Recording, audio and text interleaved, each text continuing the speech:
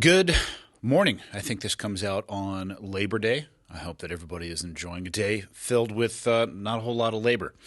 Today's episode of the podcast, you know who it's brought to you by, but they have a special Labor Day read for me to do. So here we go. Hard work is the foundation that built this country. If anybody understands that you can take a simple idea and turn it into something incredible, it's my good friends at Black Rifle Coffee. In honor of hard work and chasing the American dream, Black Rifle is offering you, the listener, 30% off site-wide this Labor Day. So if you're listening to this on Monday, get to work. Not work. I mean, go on their website.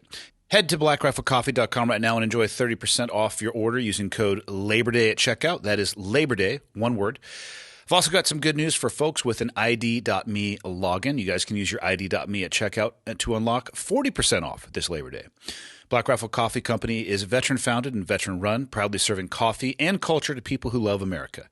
Every purchase you make with Black Rifle Coffee helps them further their mission to support veterans and first responders. They also have some of the best gear and apparel that you can find. Shop from a wide selection of mugs, graphic tees, workout gear, outdoor apparel, and way more. All made with vet-inspired designs you aren't going to find anywhere else. If you're looking to get a great deal this Labor Day, head over to blackriflecoffee.com and use the code LABOR-DAY for 30% off right now before this offer ends. My guest today is Dr. Lanny Snodgrass. He is the oldest man to ever join the Army at age 63. Now, he clearly lived a life before that with a career, and that directly ties into his military service. Doctor, psychiatrist, did some work as a psychologist as well, but 40 years of working with patients, specifically a lot of military veterans working through issues like post-traumatic stress. He brought that into his military service, and the conversation was very interesting. He has ideas about the age that one should be able to serve, the type of service that people could potentially do at that age, and maybe just restructuring what it is that we think about serving, let alone his thoughts on, at this point, over 50 years of clinical work with veterans, with people in a space that can produce post-traumatic stress. He also has a book coming out right here called The Ageless Call to Service, Rethinking Military Service for a Changing World, and the link to that is going to be down in the show notes. Episode 350 with Dr. Lanny Snodgrass. Enjoy. Okay, got the red smoke. Gun run, north to south, west of the smoke, west of the smoke. Okay, copy. West of the smoke. I'm looking at danger close now. Come on with it, baby. Give it to me. I need it. You're cleared hot. Copy, cleared hot. Thank you for making the trip up. It's not the easiest travel, but Well, thanks for the invitation. yeah, as we were discussing on the walk over here, there are less beautiful places to visit. You know? That is for sure. Yeah. Where would you like to begin? Well, perhaps why I would embark on such a venture, such a journey as this at this stage of my life. Most people, are comfortably retired Yeah. and wouldn't think of getting pregnant at 80 years old and gestation for 3 years and producing an elephant. That's kind of how I feel about. I feel like Al Pacino in his 80s just got somebody pregnant. Probably easier for his portion of that job than hers, though. Well, it'd probably be easier than what I did. Yeah, and for context, reading up on your bio before we sat down, the oldest person to ever enlist in the Army. Well, at least one of the oldest. I mean, I haven't. I'm going to call it the oldest. Okay. Yeah. I have no background or ability to make that claim, but I'm going to go ahead and say that for both of us. For the first time. Yeah. And you have others that, have come back in, but that is the first interesting. time, For it's, an initial enlistment, how old were you when you initially enlisted in the Army? 63. When I read that number, and I only understand the Navy based off my time in the Navy, I would have bet every penny that I had, which is not a substantial amount, that would not be possible. I feel like you had to go through a wavering process of sorts. It was difficult. Had there not been a war that was on the horizon, more than the horizon, actually, I guess we'd already sent in, or just right at that time, 130,000 soldiers into Iraq. What year did you enlist? So this is 2003. Yes. Yeah. So we initially had boots on the ground late 2002 in Afghanistan, and then I was a part of the initial invasion in Iraq in 2003. So February, March-ish. Part of the, I suppose the coalition of forces probably, I imagine it mounted something like 250,000. I would have to imagine so. I think it was a little under 250,000. It's quite a few. So the Pentagon was, they were concerned about physicians with not having my specialty being psychiatry, was kind of a rarity. They've always, needed more physicians. I mean, going back to 2011 when you saw fewer uniformed physicians in the military. But in wartime, it especially became critical. So I think without that event occurring, that I wouldn't have been granted the waiver. Yeah. So it was an exceptional opportunity, you might say, circumstance. What type of practice were you doing before that? I mean, there's a whole life to be lived up until 62 years old. What were you filling your time with before that? Well, before that, I'd been treating military personnel for many, many years,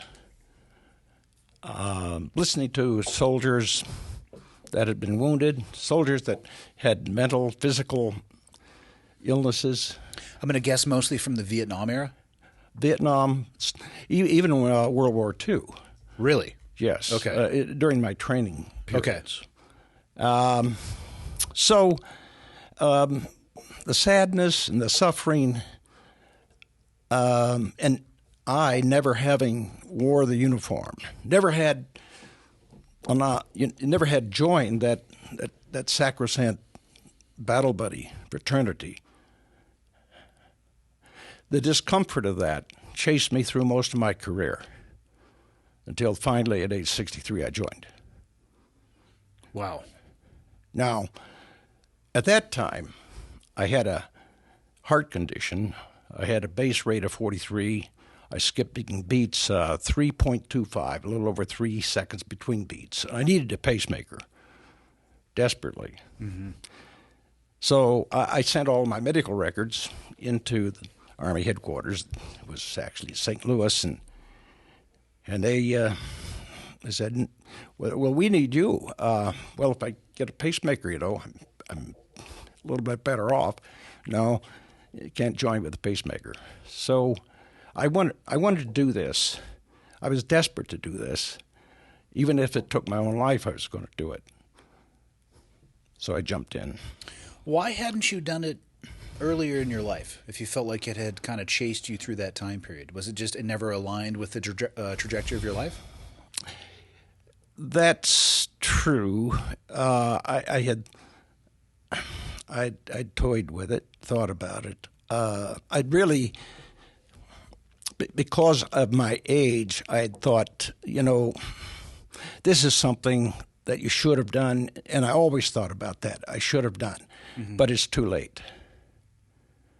And then I was curious and saw a recruiter, and he said, "Oh yeah, you're 60 years old. Yeah, oh yeah, you can come in. You can come in the military." So I had my examination at age 60, but then I got a letter from headquarters saying you met the maximum age for retirement, and and I called the colonel. I said, "Colonel, I just took the oath, 2 months ago." "Oh, your recruiter made a mistake." He said, No, there's no chance. You can appeal this through Fort Knox. You're not going to get a chance to do this.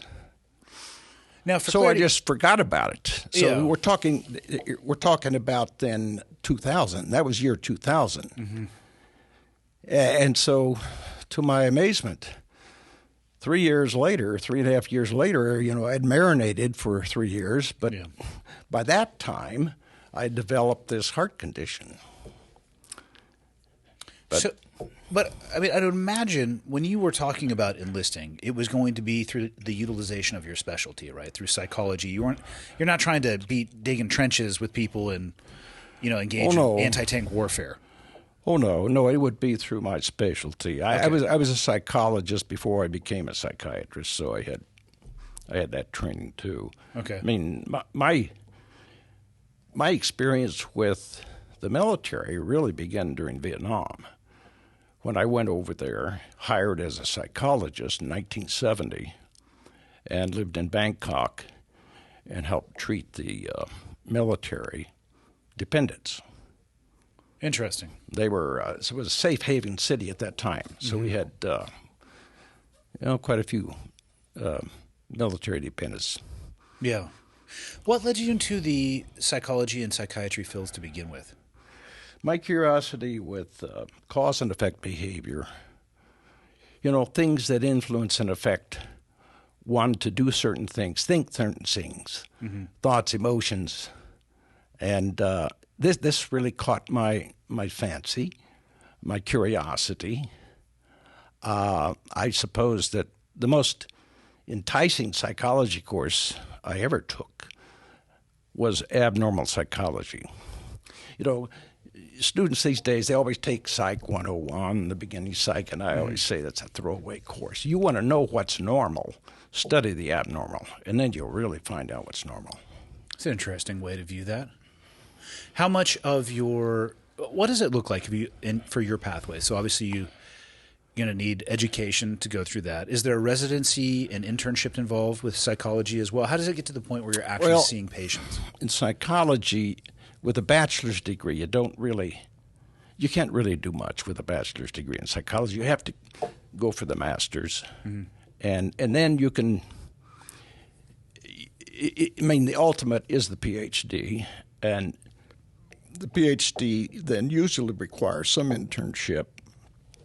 Although you can be licensed to treat and work with patients and kids and so forth without the internship, but the internship would be warranted as something very useful. But I enjoyed my years as a psychologist, and I did a lot of psychometrics, giving psychological tests, interpreting tests. In those years, I was the advocate for the kid, the disadvantaged kid, the kid that has trouble learning, has difficulties. And I always emphasized when I talked with teachers and consulted with them about certain child problems, the number one anchor for that child's survival is not the A, B, C, D, E, F rhythm. It's going to be esteem, self-esteem. Self-esteem is going to be the survival of this kid. What did you, when you encountered children who in the modern era would be considered having ADD and ADHD, what was that called back when you started? Being a kid? Back at that time, you hardly heard of ADHD or ADD. It was something that fit into the matrix of learning disabled. Mm-hmm. We were just that was kind of before all of this push and understanding of what ADHD and ADD was. Do you feel now, looking through the lens of your experience, that ADD and ADHD, we have better tools to perhaps explain and understand what it is, or do you think that there's more of it now than there was back then? Because I've heard that, I have kids of my own. My oldest is getting ready to turn 21, and I've heard my own father talk about me at schooling age, and like, there was no such thing as ADHD. There was kids who couldn't sit still or stand still. I'm curious, maybe now we have better diagnostic tools, but do you think that there was the same volume of instance back then, or is it actually getting more, I don't want to say worse because I don't know if that's the word for it. Is it becoming more common? I think it's awareness.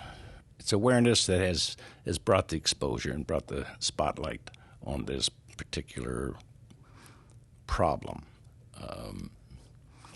As we become more educated, more aware of the nuances of certain illnesses, then suddenly we see more of it. but I think that's really because we have ways of identifying Yeah, our diagnostic tools are improving. diagnostic tools, behavioral understanding, behavioral observations that are much more keener. And those certainly combine with the diagnostic tools such as testing.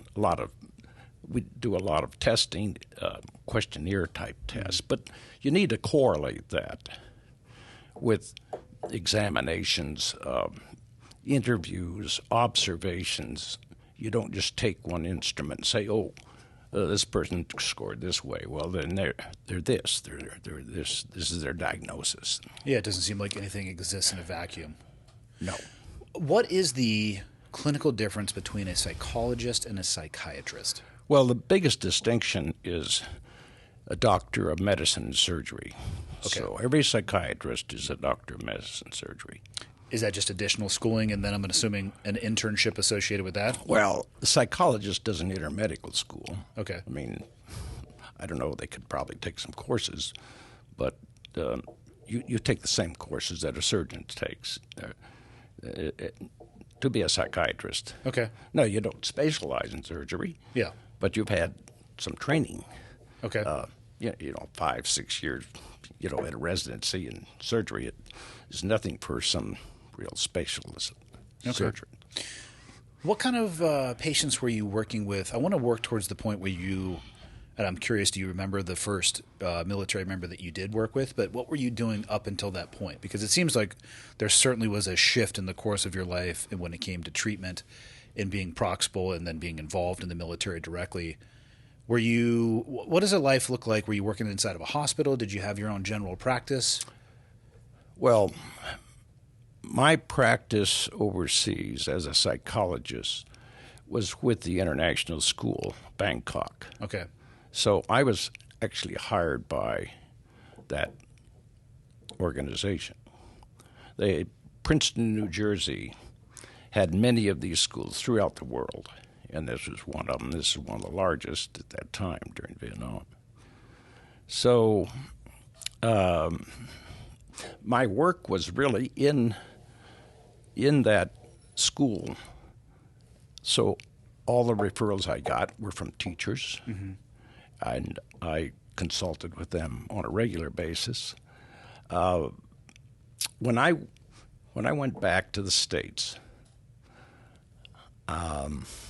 I decided that I needed another challenge, and so the next step was medical school.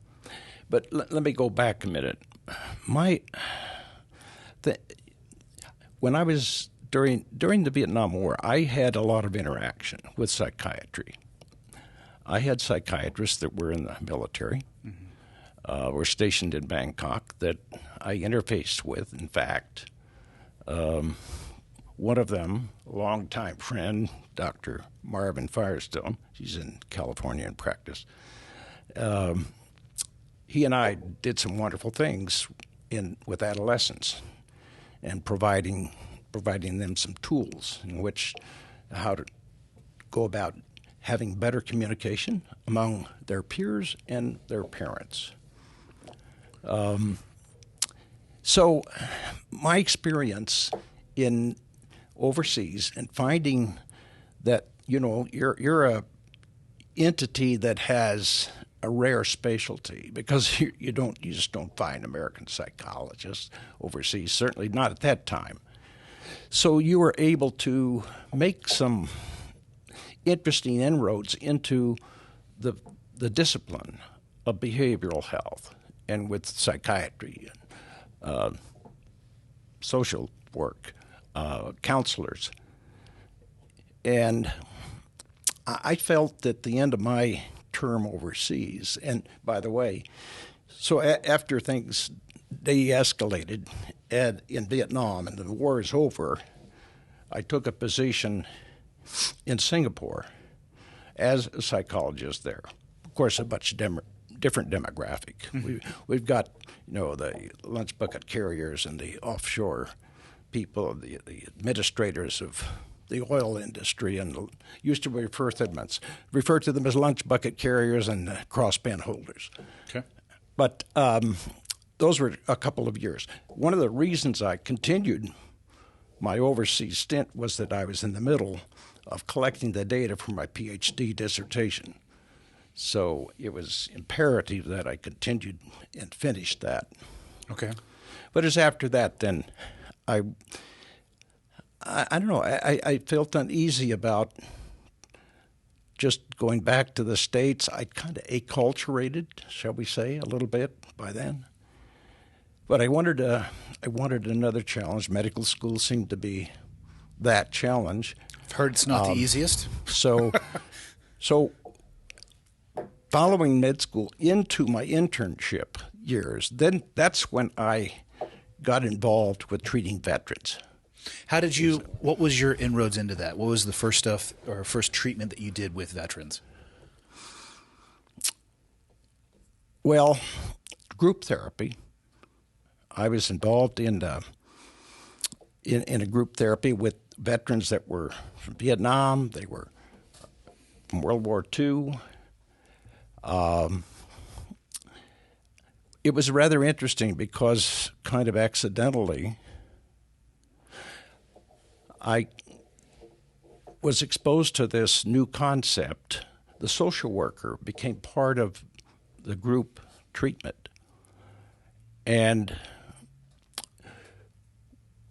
through the social worker and her expertise in marital therapy as well, she would take referrals from the group, those that were having conflict, those that with post-traumatic stress, that was spilling over into the relationship.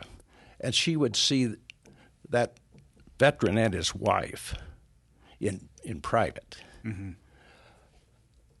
Then as it became comfortable for them with the trust of the group, they would bring back information of what things they have tried in that relationship that worked. The veterans were bringing this back, or the therapists? Well, it was the veteran. He's bringing back part of those elements of what he has learned in communication and how he's resolved some of that stress. And sharing it in that group setting? And the group setting became a learning laboratory, which it was a beautiful experience for me, a very wonderful and important learning experience, to find what group therapy can really mean, what it can do. What size groups were you working with? These were not large groups. We're talking about 6, 7, 8. Is that kind of an optimal number for a group setting like that? Does it lose its efficacy as it gets larger? It can, yes. I would say that was pretty optimal. Okay. That was quite optimal. You know, it's that cohesiveness and that kind of trust that you have to bare your soul, to not restrain from revealing the true feelings you have, the true emotions you have. And you know, it's kind of I suppose, a sort of a battle buddy sort of configuration outside of the military. Of course, I'd say that, there's nothing like the battle buddy fraternity. Mm-hmm. I don't believe that's about the closest and, sacred sort of unit. Yeah. I've heard my ability to interface with World War II veterans is almost over. I was just over in Normandy for the 80th anniversary of D-Day, and I was able to talk to 2 gentlemen specifically, very late 90s. I think they had 60 veterans who were supposed to be there. 59 of them made it. One passed on the airplane flight over. And I've heard them throughout the course of my life, the generation of people that served in that time as the greatest generation. They went to war and they came back, and look at all the things they did with their life. But I'm curious, in your experience, did they suffer in the same ways that all soldiers do? Because that aspect of the greatest generation never seems to be unearthed or unpacked. It was as if many people think they were immune to it. They came back and They left that shit overseas or dealt with it in their own way, probably largely through alcoholism, if it's going to be the soldier's way. I'm just curious your experience in actually working with those veterans in those settings. So many of them stuffed it. Yeah. They really did stuff it. But, I always contend that the unconscious never forgets. Moral injury is one of the most horrible things about PTSD, you can imagine. Moral injury. Remember this World War II veteran. In fact, he had gone on to serve throughout his career. The Korean War. He was a Korean War vet. He was a Vietnam vet. Damn. But he had this horrible cancer that just wouldn't go away. It was Okinawa. See, when you have some experience that just completely goes against whatever you believed in, your own moral conscience, your own conscience has held for you for all your life. Something happens that there's a switch that goes off or goes on. It goes off and then it goes on. It goes on when you start absorbing all that stuff. Mm-hmm. Young soldiers, they killed, see their buddies get killed, then they have to absorb and re-experience this or try to understand it. But in this case, Okinawa, so he recalls a command given to him by his commander, an order to kill the women. They thought that the women were informers to the Japanese. And he could never, ever forgive himself. Never, ever. Do you think you can recover from that type of moral injury? Is it even possible in your clinical perspective? They have started introducing spirituality as a way in which to resolve this.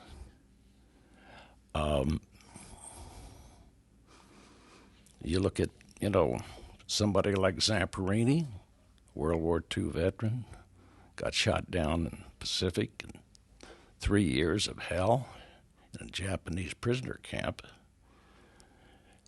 And when the war was over and he was released, he was utterly possessed to go and find the guard that had been such a evil and punishing person to him and his comrades. And his whole life was filled with this one thing. And he had a spiritual awakening at a Billy Graham service in L.A. and changed his life. Mm-hmm. I think therapy can really be helpful.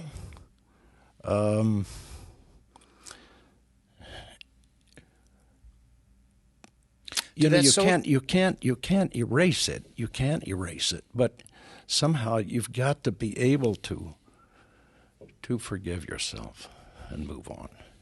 The soldier who was given that order, and maybe this would be a hypothesis on your part, did he struggle more with killing the women or not standing up against that order, knowing that it went against his moral compass? He struggled more in killing the women. Okay. He did. No, there's not that one is a better one to be suffering with, but it seems like there's two moderately separate issues there. There's rational guilt and there's irrational guilt. Survivor guilt is a horrible dilemma to deal with. I could be standing one place, my buddy's standing another.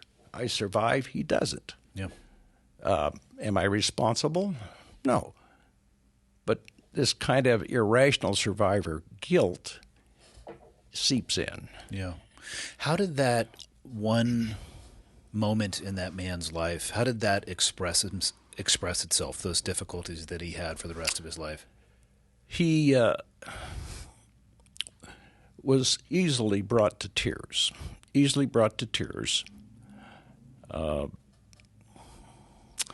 was a Marine, World War II.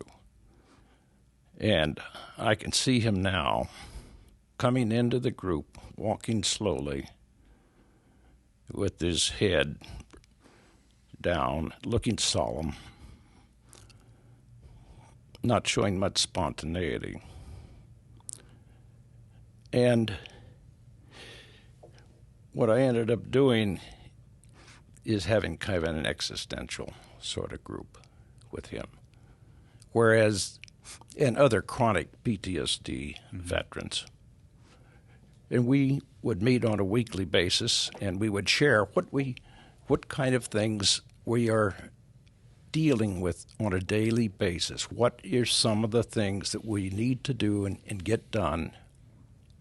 Just pragmatic. With chronic PTSD, I mean, we're talking about PTSD that's set in stone practically for years and years. Sometimes you have to resort to this type of a group and this type of an approach. At that point, years and years after the trauma and trying to deal with it, many of them don't want to. They're kind of burned out on the idea of resurfacing these symptoms. And so, but helping each other in a kind of existential way, get from point A to point B on a daily basis and taking care of just routine things seemed to be something that had a calming effect, stabilizing effect for them. It makes sense. We know that PTSD, 2/3 of the people with PTSD they're going to get over it. Yeah. It's the 1/3 we worry about. And that's why it's so essential to try to be aggressive early and try to do the right treatment and the right approach. For the 2/3 that will navigate their way through that journey and recover from it, is it even fair to call it a disorder, given that the other 1/3 that is unable to process it and move forward? And again, I have always been hesitant around the D associated with the disorder aspect because in my own experience, and I've said this many times, if you touch war, it's going to touch you back. I think it is unreasonable to be put into those environments, to potentially be asked to do, not, kill the women in the Okinawan, village. That is on the far fringe, at least in the era that I served in, of being an order, with which I would have said to that person, go fuck yourself. I would not have followed that order. I worry that by adding the disorder to it, it creates a stigma around it.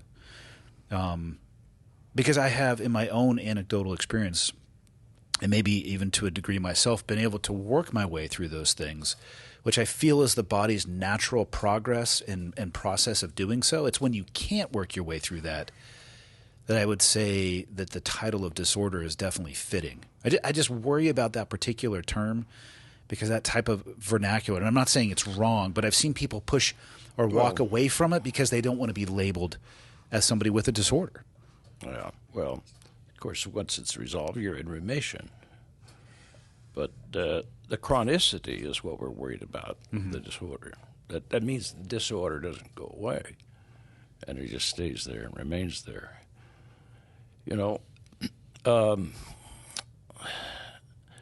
One of the more dramatic experiences that I encountered with a veteran, and this was from the Iraq War, was where there was no conscious behavior or act that was intentionally. It was so but somehow you reflect and you say that you're culpable because of the tragic result of what happened. So this is a soldier that's inside the concertina wire. He's guarding the area.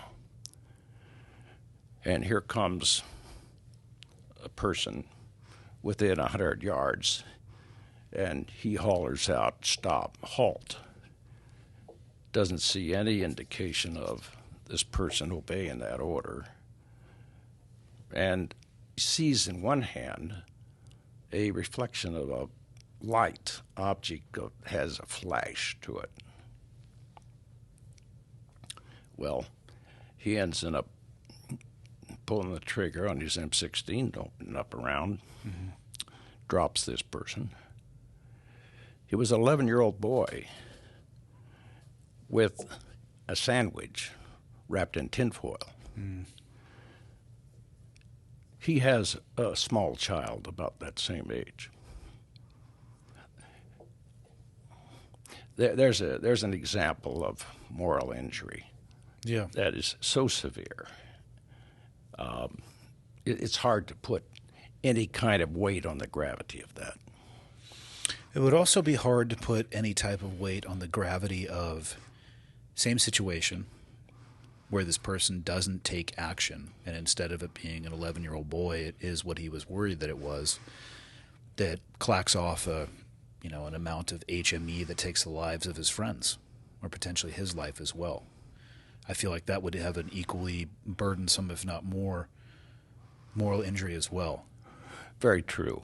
But the tendency is to have tunnel vision. Yeah.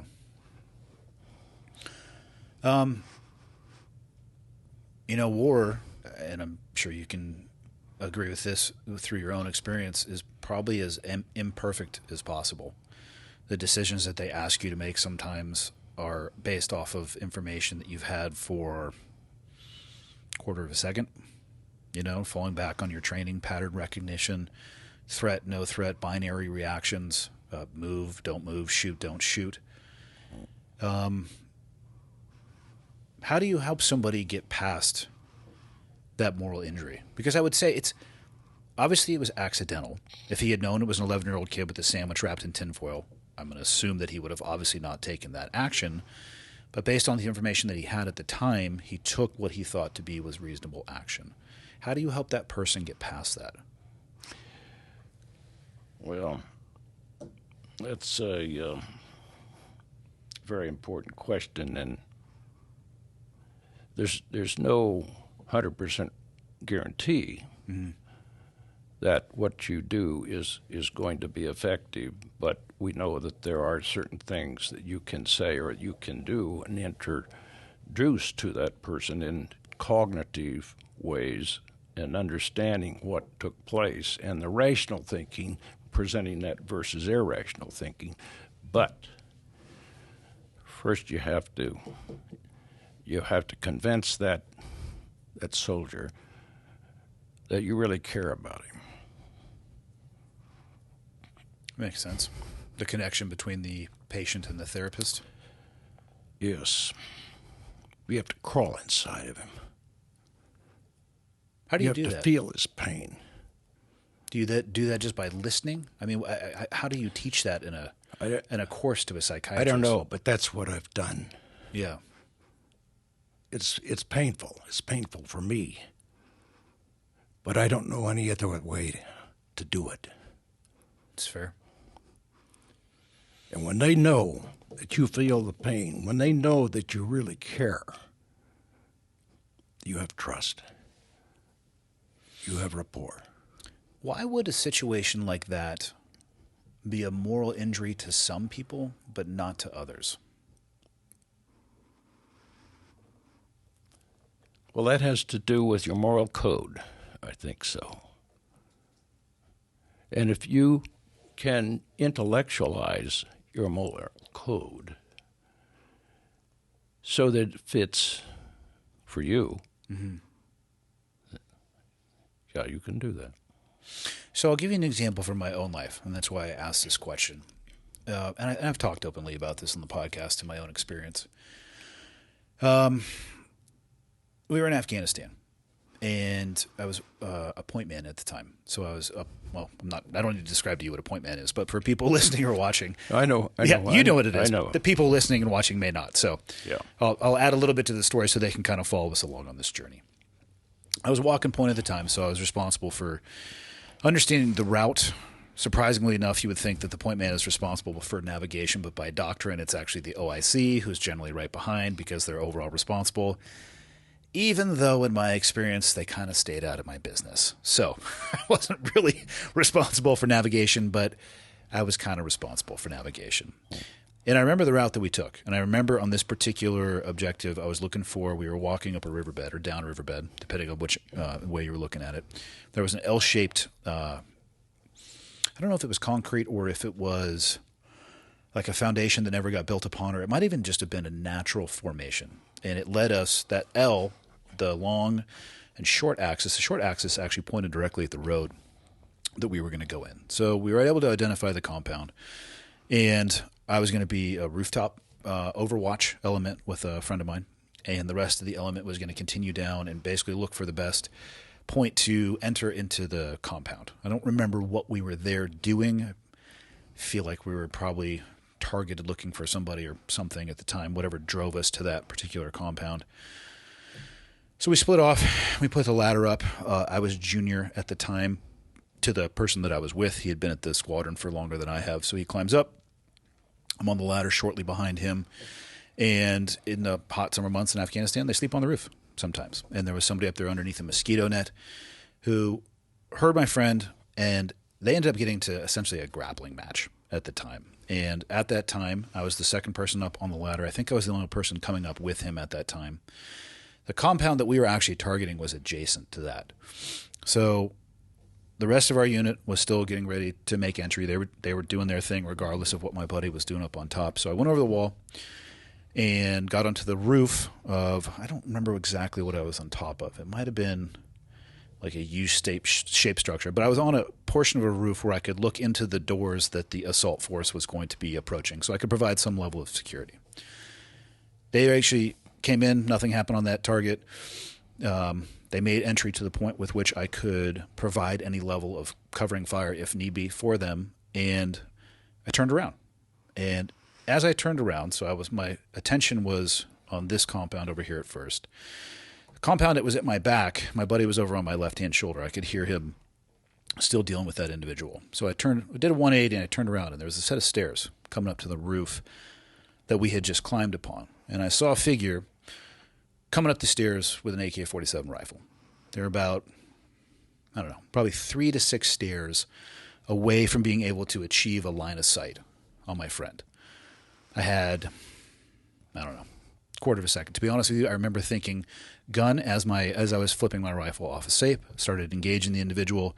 They rolled backwards down the stairs, ended up rocking back and forth at the base of the stairs. I fired into him again. A woman came out. I assume it was the mother of this individual.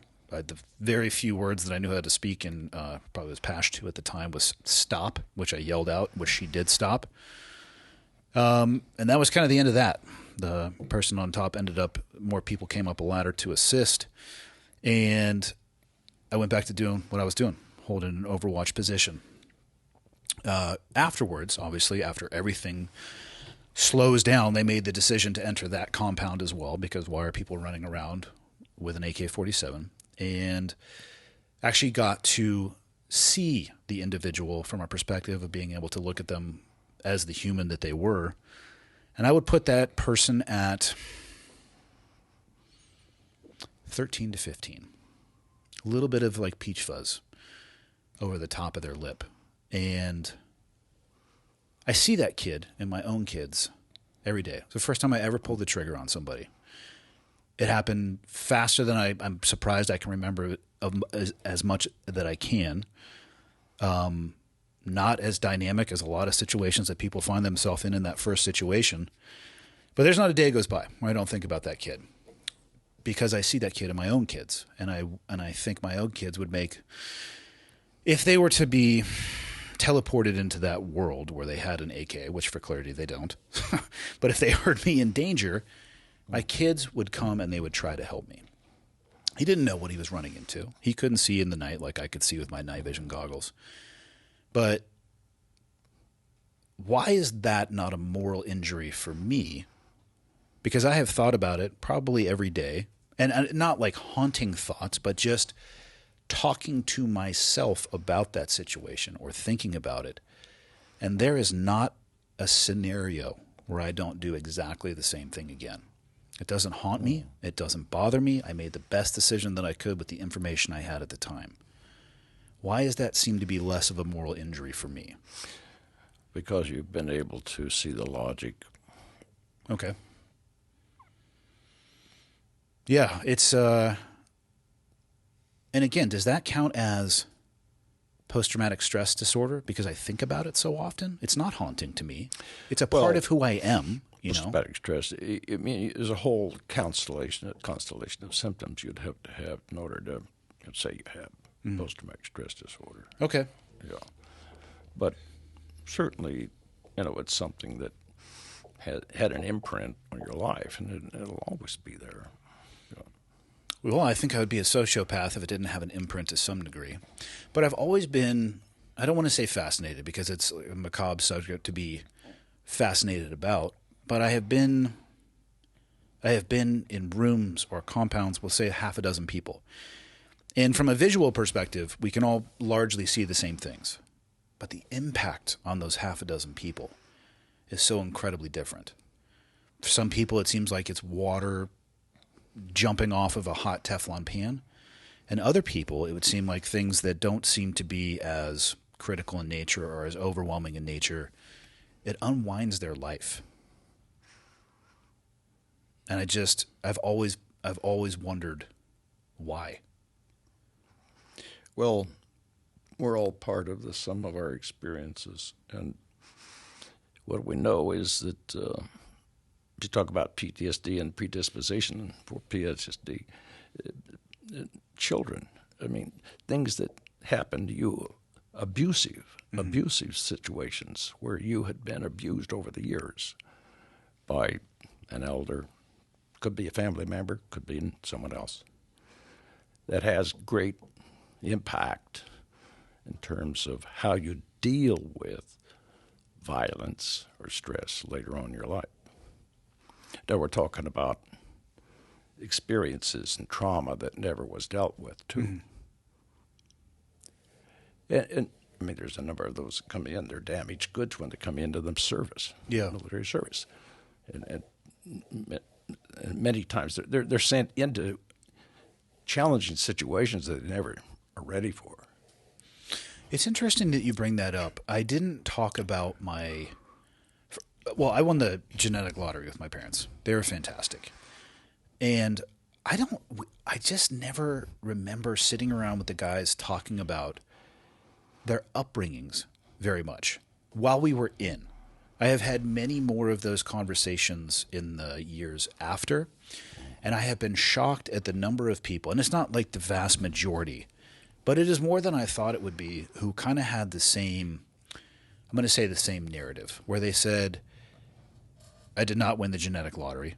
I was abused in one way, shape, or form, maybe emotionally, physically, sexually, hopefully not all three of those things, but there was some level of abuse.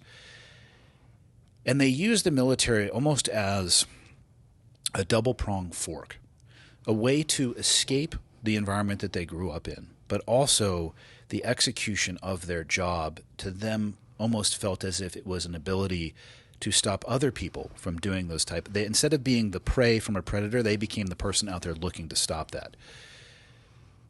And I'm curious to your thoughts. Nowhere in that, and in a lot of these conversations that I've had with some people, nowhere in that was there an event where they dealt with what had happened to them prior to joining the military. So then they join the military and they find this incredible sense of purpose. They love their job. Actually, some of these people were incredibly good at their job as well, too. But you know, as well as I do, at some point in the time, the military will find its maximum usage for you and will send you along your way. So now they have what happened before largely most of them became like formed adults, for men at least. Then they have the experiences they had while in the military. Both of those, especially from the background I come from, could be considered steeped in trauma of some degree. and then they leave the military. And those individuals are oftentimes the ones that I find are struggling the most. Well, resilience. Boy, what an important word. Yeah. Some people just, they're by genetics, you might say, they have this tendency to be resilient. It can be something that could be trained, yes, but resilience can be a wonderful compensating factor. And back to self-esteem. Yeah. You have to feel something good about yourself if you're going to be able to overcome, and if you're going to be able to take what opportunities are available to. There's a lot of opportunities for the rite to passage for adolescents coming in the military. Now, some of them are very naive, thinking that, oh, this is wonderful. Well, yeah, there's a lot of challenges and hard work. Mm-hmm.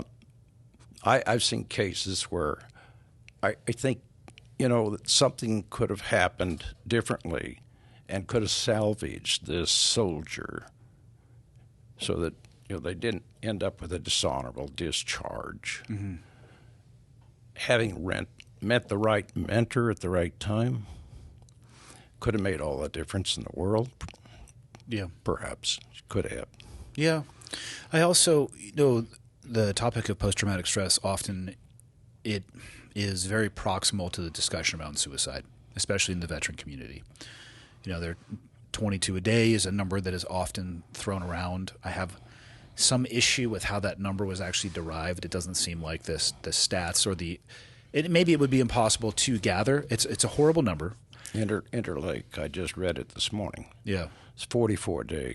44 a day on Interlake. It could well be. I mean, if you look 70, what? I don't know. 16, what did they say? Oh, 16,000. Yeah, 16,000 a year. Suicides. Yeah. But there's 44. Every day is 44. Yeah. In Montana, has 78,000 veterans living here. It's a high population, yeah. We still have 13 million veterans with PTSD. That spans, assuming, obviously, depending on the war that you served in. That's from, the age that they were able to engage in warfare. The suicide conversation, it almost always focuses on their experiences during the military. And I worry now based off of my... Oh, I'm sorry. I meant 13 million veterans we have, not PTSD. Yeah, 13 million, which, again, is so microscopic in comparison to the 360 million people currently living in the U.S. Right. Yeah, and so... Well, less than 1% ever served. 0.05 is the current stats. Yeah, I think it peaked at 5 to 6%, I believe, during World War I, World War II. And it has gone down, but our population has also gone up, right? So, that's just kind of how math works. But I hear people talking about veteran suicide, and we need to drive it to zero, which I don't think is possible because we're talking about humans, so we'd have to solve suicide on a humanity level problem, which I'm not an expert, but damn, that seems like a big piece of pie to eat. But I worry that if we only focus on their experience in the military, and this is again, goes back to the conversations I've had, upbringing not the best, layer that on top of some trauma inside of the military. And I have far too many friends who have decided to take their own life, and the drastic emphasis is on, well, this is what they did in the military, this is what happened to them in the military. And I feel like what is sometimes getting lost is who they were going into the military layered on top of that. And I'm just curious your experience in dealing with veterans. Do you see a statistical level of people that not only experienced trauma in the military, but they came into it either predisposed to trauma? Oh, yes. Yeah, absolutely. A lot of them. Yeah. Yeah, quite a few. Well, to come from a disadvantaged environment in a home upbringing where you were abused, where you were demeaned, you weren't treated as somebody that was important, and then you see an opportunity. I could, escape this. Well, some have been able to actually do that and take advantage of that opportunity and show determination and growth. Mm-hmm. and resilience, and others haven't. Part of this equation is dependent on how much abuse, and how damaged really were they when they came in. And when I say damage, I still go back to self-esteem. Yeah. Because if you don't see yourself as a worthy person, think how that can affect everything you do, everything you experience, your perceptions of life. So for somebody who's worked with veterans as much as you have, and you're definitely aware of the suicide epidemic, to borrow a word that I hear tied to it often. All too much. 2009, I volunteered to go down to Fort Campbell. They had 15,000 coming in after 15 months. We had 10 suicides the first month.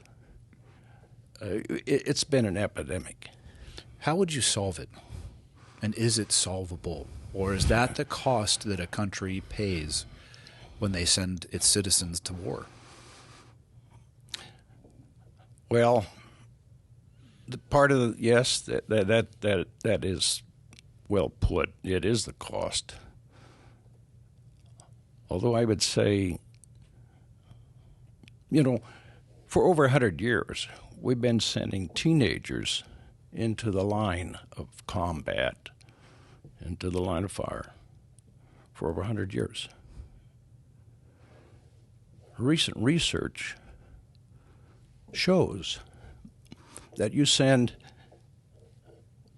a soldier 18 to 21 years of age, just take that age range, into combat, that soldier has 7 times greater chance to develop PTSD than his cohorts or her cohorts of 25 or older.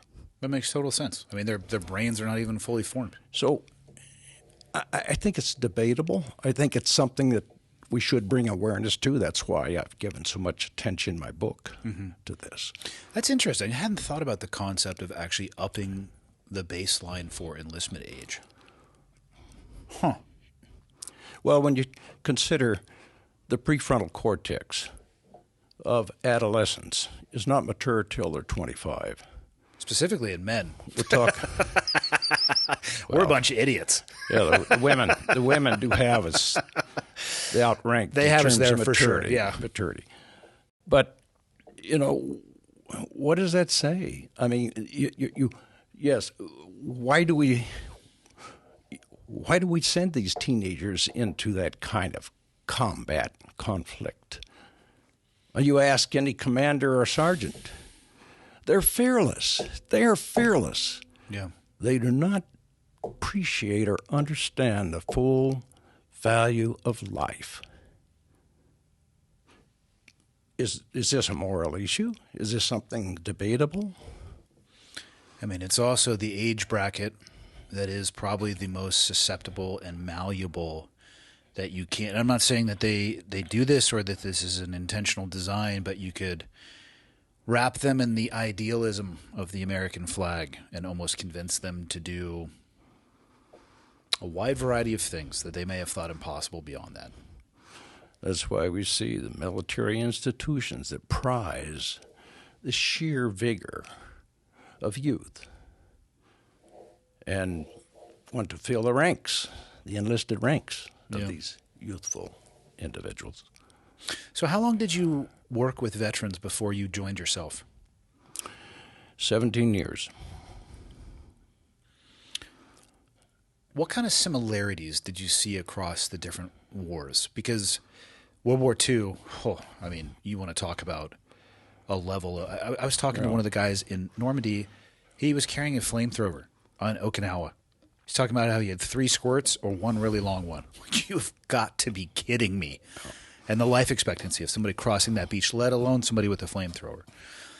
And, my own father's experience in Vietnam, he was in the Brown Water Navy, so more maritime than people who were operating inside of, say, like an SF team or the MACV-SOG or Army. Or so different same war, totally different experiences, much like Okinawa might have been very different for people hopping across this Pacific.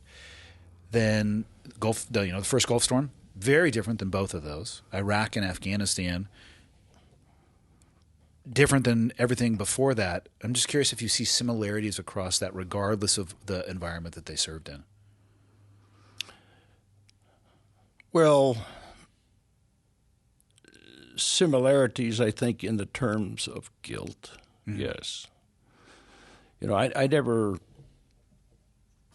had any. Excuse me, a little interference. Oh, no. I never had any experience with World War II veterans until I got to my residency years, and I was in my training at Menninger's, Carl Menninger Institute, and that's when I first had my experience in dealing with that kind of trauma that they had. I remember one of them was this vet that was on the South Pacific Islands, and he was in charge of operating this big track that would push the dirt and the bodies of those that were dead. And I remember him talking about hearing the groans of one of the American soldiers that's still alive. That kind of thing just grabbed him and it never left him. Oh, that's going to haunt you for life. Right. Yeah. I don't know how to ask this question because I don't want to make trauma a competitive I'm not trying to make a measurement, but in the theaters of war that you have worked with soldiers, is there a theater where one cohort seems to have been hit harder than others, or is it pretty equal across all of them? Well, I would say Vietnam. Why do you think that is?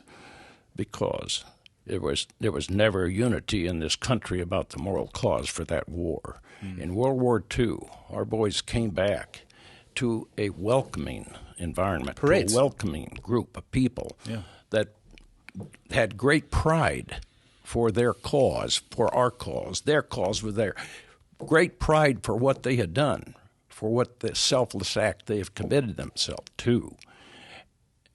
Much different than the Vietnam War was tragic in so many ways. And I think that has really tainted their experience, their war experience, and made it so difficult for them to move on.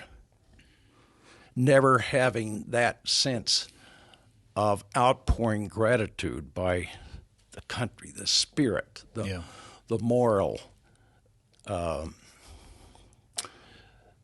moral commitment of what they were doing was for a righteous cause. Do you think that outpouring of... Well, I think there's something healing about that. Do you think it can be taken too far? Well, it can be, because if you're talking about ideology... I'm talking about people taking advantage of it, specifically veterans taking advantage of it, almost being elevated to this heroic status for anybody who's ever worn a military uniform. I think that's a dangerous blade as well. It can be. It can be. That's true. That's true. You take some of the icons like Audrey Murphy.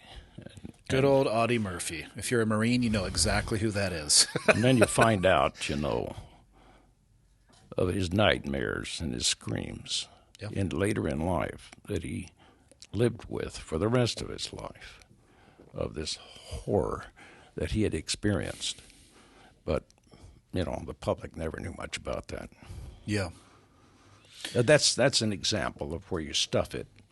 You don't deal with it.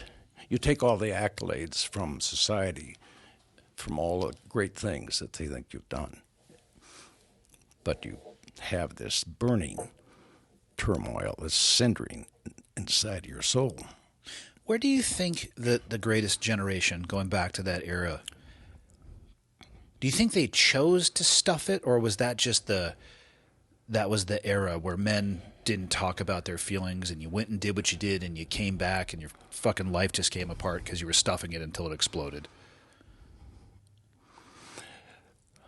Well, I think that there was a tremendous mantra of accountability, of things that you had to accept and do, and you had a total commitment to.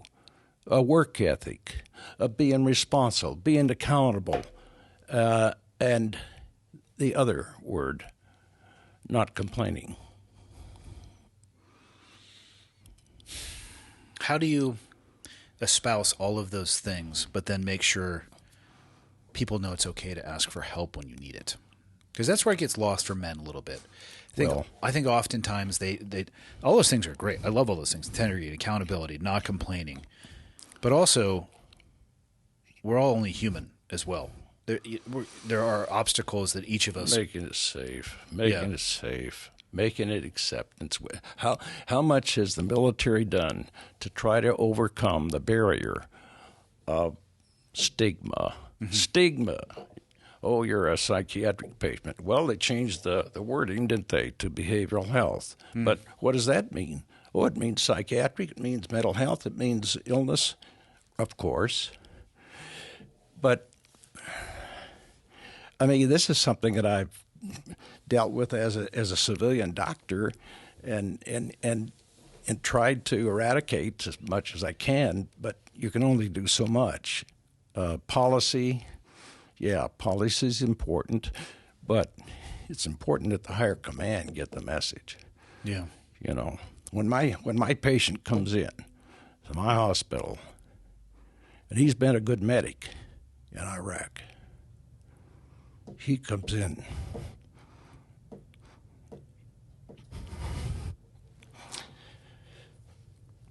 I'm getting a little emotional. It's okay. Well,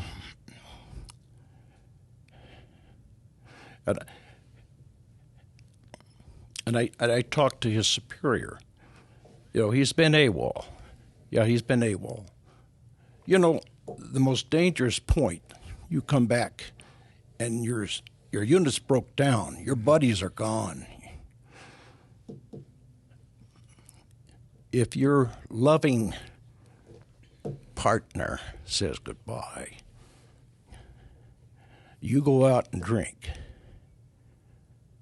And then you come back and the first sergeant sets you down and says, "Soldier, you're not worthy of the uniform you wear. We're going to take your medals away. I'm going to put you in the barracks. You're going to be there." What do you suppose the soldier did? Within 24 hours, he puts out his Class A, hangs himself in the shower room. Yeah. So I come into these situations post-mortem, do a psychological post-mortem on them. Unless this gets communicated and understood by the higher echelon, I'm talking all the way up to the last general, it's not going to change a damn thing. How could they already not know? Warfare is not new. You can just wipe this thing off and say, "Oh, you know, somebody disobeyed the rules, blah, blah, blah." Hey, you know, are they robots? They don't have any emotions? They shouldn't have emotions, should they? Well, yeah. If circumstances don't mean anything. I think there's more that has been done in this healing of this. Yeah. More recently, but there's still more to do. Believe me, there's still more to do. I agree with you on that. I worry that people think that we can actually get the number to zero, though, because I don't think we can. I think it's too ugly of an endeavor for it not to be too much for some. I think we could drastically reduce it, but that goes back to my belief now that... No, we don't have a perfect society. Yeah. Well, we'd have to, again, solve the suicide issue with humanity in and of itself. Maybe it should be the cost of war. So those that call for it. Yeah. Yeah, so those that call for it and that they want to enter into it haphazardly have to face this head on. Because if war was inconsequential and it didn't have this impact on our society, I worry that people would be far, what would be the word? More likely to flip that particular switch. The problem is, of course, the people flipping the switch are not the ones who are fighting the wars and have to deal with these problems. No, the people that are making the decisions. It's not their kids that are at stake. I would like to change that rule, actually.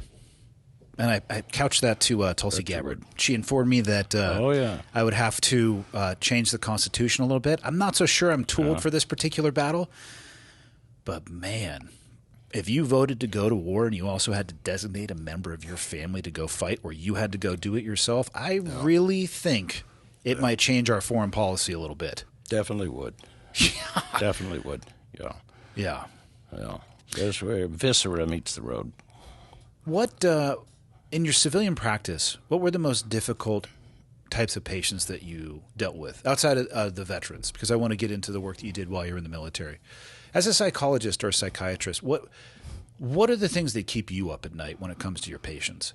Oh, well, suicide. Yeah. I mean, or the worry of that they might be considering that? I mean, absolutely. Yeah. For sure. Yeah.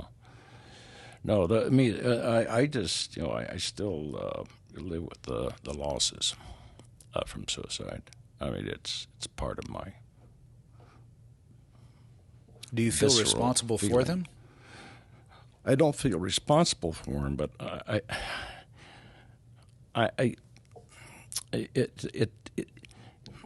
it's a system problem to some extent, and it goes back to what I just mentioned about the scenario.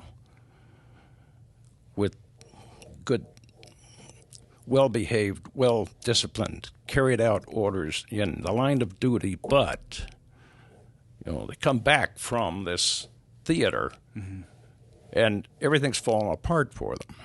Their main squeeze is gone, or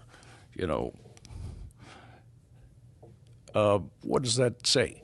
I mean, really, when you consider, and you would know a whole lot more about this than me, but when you have a group of battle buddies around you and you're in a conflict, you feel support, don't you? Yes. Come back to the States and you have all this free time on your hands. There's no battle buddy around. And your personal life is in shambles. But you've been accustomed to and grown with the strength of having support of a unit of people that care about you, that got your back. A purpose, too. A targeted direction, an understanding of what success maybe would look like, a mission. Yeah. But, the people making the rules and given the orders, higher echelon has to know and understand this. That's what I mean. I feel like it's impossible that those at the highest levels don't have an understanding of the cost and the impact of this because it's not new. War is not new. Yeah, it's human behavior. I mean, it's human nature. Yeah. I mean, even let's say it only started in World War I and World War II, where everybody in the military is at an age where they can study those things and should understand the cost, the price and the cost associated with going to war. It's dereliction of duty if they're not taking into account the things that we're talking about, in my opinion. I agree. So what was it about your civilian maybe not, it wasn't about the civilian practice. You obviously had to shelf the civilian practice to go and enlist in the military. Was there any one thing that got you over the hurdle of finally taking action on that? Because you had thought about it, you said, for the vast majority of your life. What was it that actually got you to go to that recruiter and take that action towards entering the military? I felt I had to have closure, and the only way I could have closure on my life and in my role that I played was to have some palpable experience with those that joined this self-serving fraternity. So what did that look like? You obviously are accepted by the military. I'm assuming they commissioned you as an officer. They did. They commissioned me as a major, actually. That's what I'm talking about. Yeah. They're skipping some shit there. That's what I'm talking about. Probably unfair, isn't it? I mean, the fair is in Iowa. It's got cotton candy and a merry-go-round, you know? Well, you got to have something for 63. Yeah, and oftentimes, I mean, you're not unique in the being commissioned at a rank other than 01. They will bring in medical specialists. I can only speak from the military or the Navy side. I would see surgeons come in or specialists, usually 03, so a lieutenant or what would that be, a captain in the Army. Not that uncommon.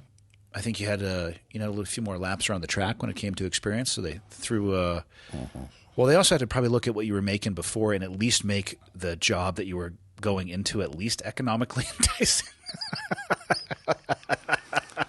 But, looking at the other spectrum, we talked about the young kids, teenagers. But on the other side of the age spectrum, if you're over 43 years old, you're a lawyer, an engineer, and you're a doctor, you're a nurse, medical specialist, you can't join. You can't join. Yeah. Even if you want to enlist and you're over 39. And, there are waivers, but it's tough sometimes. It's tough. The Navy has made an adjustment to that. They have gone to 41 instead of 39. So one day you were a civilian. Did they send you to an ROTC? They had to have some interim training between being a civilian and just being a line officer as a major. No. You're shitting me. No, I'm not. They just expected you to know how to put the uniform on properly and understand the rank structure. And you got that right. Yes. Wow. This is the military that I know. Well, read the book about my officer basic training, and you'll have some smiles. Okay. There is some humor in it. Okay. But again, they were bringing you on specifically for the skill set that you offered. How did they integrate that? What was your first job in the military? No, I'm a physician, so that's my first job. Okay. Although, when I was taken down to Seattle for they call it MEPS. Yep, the military enlistment for examination, yep. And we're sitting there. I'm sitting there I board this bus. It's like a prison bus. And these guys behind me are kids, and they're talking about when they first had sex. I'm going to get out of the service in 3 years. It's going to be beautiful, and I'm going to do this and this. And I moved to the front because I realized that this is I was on another planet. This is crazy. And to make matters worse, same planet, different species. Different species. So when I got in this enclosed room with them, which was a closed gymnasium, and they said, strip down to your undershorts. And I had worn striped zebra-like pants. Okay. I mean, underwear. Okay. And we're doing the duck walk. And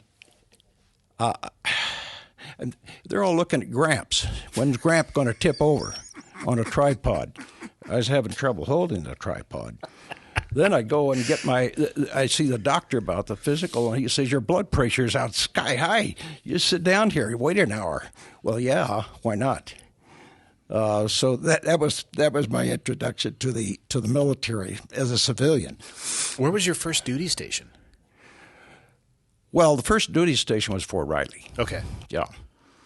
Fort Riley, Kansas. Okay, and so this is 2003. We're involved in Afghanistan. No. 2003 when they made the decision, and then my orders for officer basic was 2004 January, and then my first order of duty as an assignment was in Fort Riley, and that came somewhere around 2004 November. Okay, so deeply involved in both theaters of war, and you were just assigned? Were you working at a hospital? Or were you working? I was working at the Fort Riley hospital. Actually, it was a clinic. Okay, it was just adjacent to the hospital. Okay, it was a behavioral health. Okay, so I was working there as a psychiatrist at that time. All right. How long did you stay in the military? Well, that was, I was in the reserves, so this was boots on the ground. And then after about 4 months, then I was given leave, and then I was assigned to Heidelberg for my annual training. Then in 2008, I was deployed at age 68. Where'd you go? Well, I was scheduled. They had me scheduled to go to Iraq. I got as far as Landstuhl, Germany. Mm-hmm. I went through the line of medical clearance, and they look at my records and they say, "Oh, this guy needs a pacemaker." Well, they said, "We don't have a field hospital in Iraq, and if you have an emergency and you need a cardiac surgeon there, we can't provide it." Yes, so they left me in Landstuhl. I became the guy to volunteer. So, they said, the doc up at SHAPE headquarters has a family emergency. Can you go and take her place? I said, "Sure, it's me." Well, you did a great job, Colonel Snodgrass. The doctor down in Vicenza, Italy, has to go to Afghanistan. Would you take his place? I said, "Sure, it's me." So some good assignments. Yeah. So at the end of my tour duty, obligation tour, I really was frustrated because I wanted to extend. I wanted to extend 2 more years. There was a great need for a physician with my specialty at more than one clinic in Germany. Oh, yeah. So I put in for a request. Well, they sent back a denial. They said, "You have no earlier military experience." Yeah, no shit. "If you had had earlier military experience, Snodgrass, we can extend you." Oh, that seemed like a no-brainer. So I went to a 2-star and tried to persuade her to do something to help me. And she said, according to Title 10, she said, "This take an act of Congress. We can't do anything."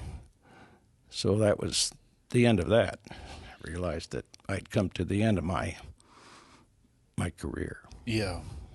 For people who don't know this, Germany during that time period, was a stopover point, sometimes short, sometimes very long, for injured personnel coming back from both Iraq and Afghanistan. How much time did you spend with those people? Well, I spent, several months, and I saw quite a few of those cases coming back from Iraq, some from Afghanistan. And many of those were sent on. They were transferred to the States. Some of them went to BAMC, some of them went to Madigan, some of them went to do other military hospital installations. Yeah. Yeah. So it's kind of, a lot of that was kind of triage work in a way. Do you find you had some guy come in, want to fake, a psychiatric illness. Yeah. And I knew he was faking. I got a hold of How can you tell? His commander. Well, first of all, he had already been made the rounds to an eye surgeon and tried to claim he had an eye disorder, and that was false. Oh, so he's probing different diagnoses. He's probing different diagnoses. And his commander, and he was in Iraq. I talked to him from Iraq, and he was, real PO'd. And I said, I don't think this is a good situation for him to come back. I mean, I don't think you'd want this guy in the foxhole next to you when you're trying to, probably not the most reliable. Well, where's the support and where's the morale? And so we just transferred him on to BAMC. Yeah. From a clinical perspective, so earlier in your career, you encountered some World War II vets, Korean vets, Vietnam vets. They're pretty, from a distance from their trauma and a time perspective, they're pretty disparate. Yeah. In Germany, kind of the other side of the coin. I mean, they're extremely fresh. From a clinician perspective, can you have more impact earlier on than you can later on, or is the trauma kind of the trauma when it comes to dealing with that? No, you can have more impact early on. Set them up with tools and maybe a framework that they can deal with it? Yes, you can. You can help them cognitively frame. When it's like this has not been set in cement. This is not something that has stagnated for years and years and years. It's still malleable. It could be hours depending on the person and right. the mechanism of injury. Yeah, right. How did you find the mentality to be of those soldiers coming fresh off the battlefield, injured? Well, in shock, some of them in shock. Disbelief, surprise almost? I'll tell you, some of the worst ones were the ones that saw their battle buddy killed in front of them or commit suicide in front of them. Yeah. I mean, that's not talked about much. This soldier says, I really want to die. I want to kill myself. I want to join him. Yeah. It's not talked I don't about deserve. I don't deserve to have survived. Yeah. Yeah. The volume of suicides overseas is not a subject that makes the headlines often. Not all deaths overseas are at the hands of the enemy, that's for sure. That's right. Yeah. So how long ago did you get out? And the military you're describing that claimed it was impossible for you to stay in and act in Congress, this is this is the military that I know. 68 and out the gate.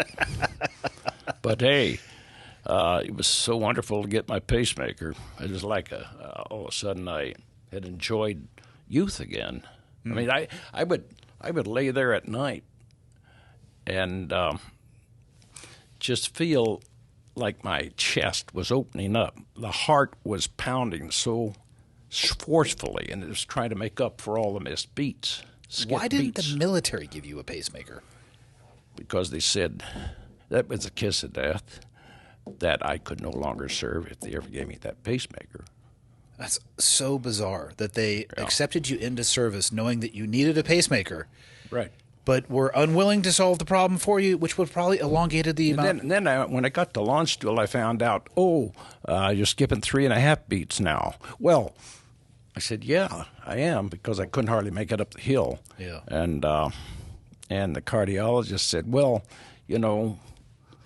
we don't consider, that an emergency unless you're 4.5 seconds. I don't know, 3.5 is awful long. I don't know anything about it. I feel like 1.5 would be more than enough for me to end up at the ER, potentially 2 at the top end of that. Wow. What, in your time while you were in the military, what was the most rewarding thing that you were involved with? Anything stick out with you?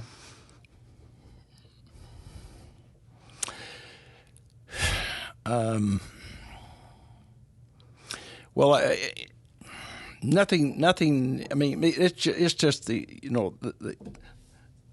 routine trauma of you're seeing that occur with these patients that do not somehow have the resilience to be able to sustain that kind of stress. And you say to yourself, should they have ever gotten in? Should they have ever allowed them to get in and come this far? They don't do any real testing to determine, pre-entrance into the military. Oh, it's minimal at best, yeah. It's very minimal. Absolutely minimal. And recruitment, well, we're in trouble now. I mean, we've got, goodness knows, it's... Moral waivers, criminal history waivers, drug use waivers, all sorts of stuff, yeah. Well, they can't fill the vacancies. We're 39% down from, in terms of active duty across the board of all branches, from 2008 to now, we're 39% down. Yeah. So, what was the hardest thing for you to deal with then in your time in military uniform?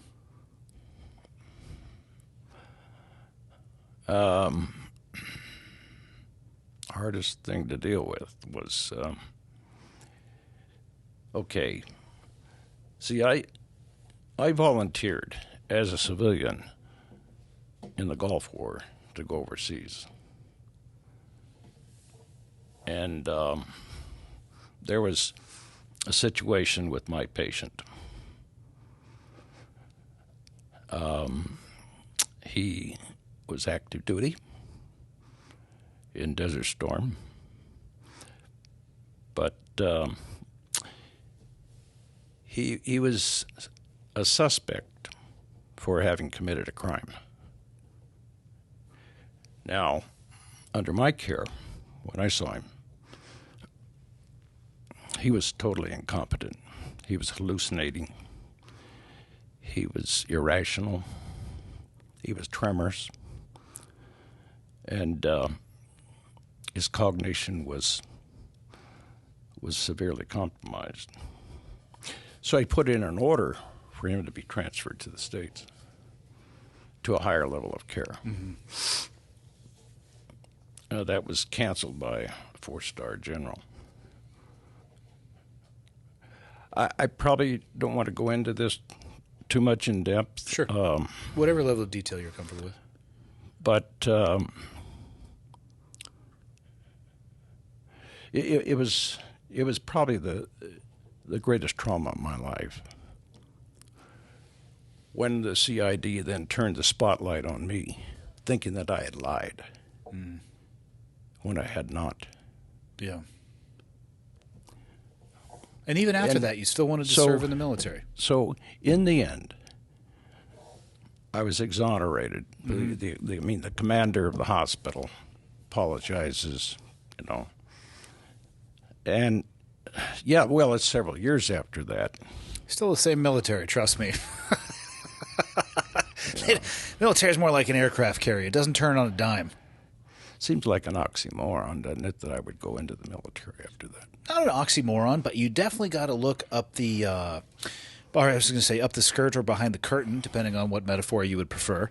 It doesn't change rapidly. No. There are some ingrained processes, culture that has, who knows how long they've been there, before my time and well after, for sure. Yeah. Are you glad that you served? Did that feeling of it kind of hanging over your head, did that leave you on your last day? Absolutely. Absolutely. If I had to do it over again, I'd do it. Yeah. Just like I did it. I mean, it was such closure. It was such meaningful closure for me. It really was. Where did the idea for the book come from? Well, started out with memoirs that I had written. And then I got to thinking, this shouldn't be about me.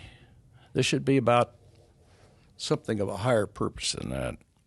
I mean, is my family going to look at this? What value is this going to have? Yeah, it's meaningful to me, all these experiences I had, in China, Indochina. But really, it comes down to, what do you really want? You want a higher purpose? You want to try to bring awareness of something, to try to see if there can be a change agent out there that you might stimulate, something of a change in policy. I didn't have any high-minded ideas that I'm going to change policy at all, but that at least bring awareness and some debate about this thing of age in the military. I mean, that is how policy change starts, awareness and that debate. Who are the, obviously you're one of the people on the front cover there. Who's the other person up there with you? Well, that's my battle buddy. And so the publishers out of London, England, and they had the older cover. This is the latest Updated? version. Okay. And they said, our other retail outlets, they really like this picture. I said, well, but she doesn't know anything about this. I said, she didn't know. She said, I'm writing a book. Yeah. Let alone she's being considered for the front cover. Now, if you believe in miracles, so after writing all this, and I told the publisher, there's no way that I can have that on the front. So they we're into the final draft of the book, and they send a cover with this picture. I said, we've already been over this. I said, I thought you had heard. It almost sounds like you never left the military. They're like, no problem. I said, listen, I've tried 3 years. I've tried 3 years to find this person, and I haven't been able to. Within a week, I get a phone call from her. Randomly? Or were they searching for her? Well, I think they were, yes. I mean, I tried to, go through Fort Sam Houston. Yeah. And through their network and find out, can you give me information? Can you? Oh, no, we can't give you anything. Did you try Instagram? By luck. No, here's what happened. So out of desperation, months go by. I decided I'll call once more. I got somebody that wasn't in uniform. Yeah, bingo. Civilians solved the problem. That started. Well, I'm going to guess you're not a prolific social media user. No. Because it might have been quicker. I'm sure it probably would have. It's a modern-day solution sometimes to age-old problems. I'd say, I'm low-tech. I mean, I was born the wrong time. Let's face it. I mean, I wished I had the high-tech skills, Yeah. They're not all great. Just like any tool, it can be used for good, and I've seen it absolutely unwind and destroy people's lives. Wait till AI comes into bore. Yeah. We're leaving that one to Michael. Michael will be the only one left behind. Oh, yeah. I'd say he'd be the leader, but we discussed this earlier today. He doesn't have what it takes to be the leader. Man.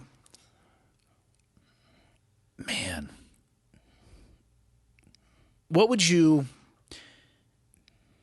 can rewrite policy for a day for the military. What would you change when it comes to age limits? How would you carve it out in a way that you think would utilize the skills that we have retained from a knowledge, experience, wisdom perspective? I would say I'm not advocating that 18, 19 years old individuals shouldn't join. I actually might be after this conversation, to be honest with you. Yeah, I hear you. I actually might be.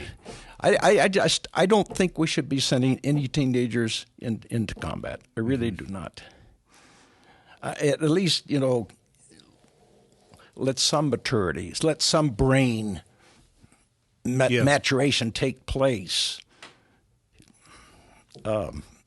Give them the benefit of the doubt. How about on the other end? You were talking, and then I think we ought to do more in terms of building resilience for those that are going to be serving on the line, in the line of fire, in actual battle, combat. How would you do that? Well, there are some plans, there are some programs in which to provide for learning resilience, learning how to confront negative feelings, learning how to confront going from plan A to plan B when an expectation is not achieved and there's a disappointment or there's a tragedy. How can you move on? Everybody There's a needs process. This. Yeah, this is beyond the military culture just needing this. Right. How about everybody in the world could benefit from a little bit of resilience training along those lines? Right. So the platforms have been started Hopefully, there's going to be some changes in that direction. I really hope so. Would you? And the other thing I would do is I would say, let's try to get as much information about these new recruits as we can, regardless if they're 18, 19, 20, or 21 or whatever.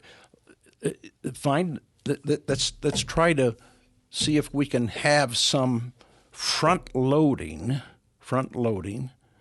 that at least looks like that they're going to have a fair chance of succeeding. Yeah. At least you have a baseline too. Yeah. Right. Would you modify the other end of that spectrum for people like yourself who originally were told absolutely not? Would you modify more based off of the skill set and the occupation? Absolutely. 60, 70-year-olds have sharp minds, doctors that can still hold a scalpel stable. Mm-hmm. Give them, you'd be surprised how many professionals out there that have retired, they're 60, 70, they would jump at the chance if the military would say, hey, we'll let you serve. We really need this skill. Yeah. We need your experience. So at over 43, and you're a doctor, and you're at the top of your game, and they say no, does that make sense? No, and as you're talking about those things, I'm thinking, it goes beyond just physicians. I mean, I don't know what. Oh, sure. I don't know what incredible desire there is in the military. Engineers and that's exactly various people that have the real important tools and skills that the military needs and could use. Developed over a lifetime outside of the military, and I think most people are. Well, it depends who you talk to, but I would call it even earlier than 60 or 70. How about 50? How about 45, 50? A successful career, and they're searching for what to do next in their life. Absolutely. They're an empty nester for the first time. I mean, Well, take, for example, just looking at the physicians as one group. The VA has been benefited by all of this wonderful experience and expertise that the doctors have had in a private practice of 30 or 40 years. Well, guess what? Why couldn't the military utilize some of that? Why the VA says, yes, come on board. Yeah. We don't have an age restriction. If you can measure up and provide the skills that we need, please. And that's how they have provided a great resource. Yeah, it fills that which delta the military in manpower. has avoided and ignored. Yeah. And the military knows as well as anybody that the vast majority of people in the military, their job does not require and it is not designed for direct combat. There are absolutely ways to work around. There's it's not necessary for a 60, 70-year-old to have, be able to run a two mile run or see how many push-ups they can do. I'm kind of here to try to see that happen, though. If I'm being honest, I would need a battalion of 65-year-olds. They would get would be rocket-propelled grenades for some reason. That seems to mix with me.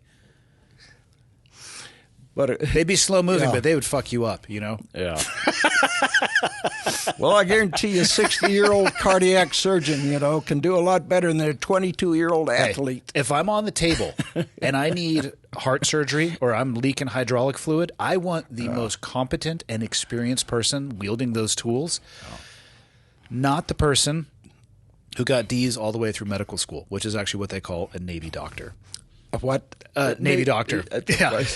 I'm joking. Navy doctors. I just wanted to hear it clearly. Yeah. Except for some of you Navy doctors that told me that's the truth. No.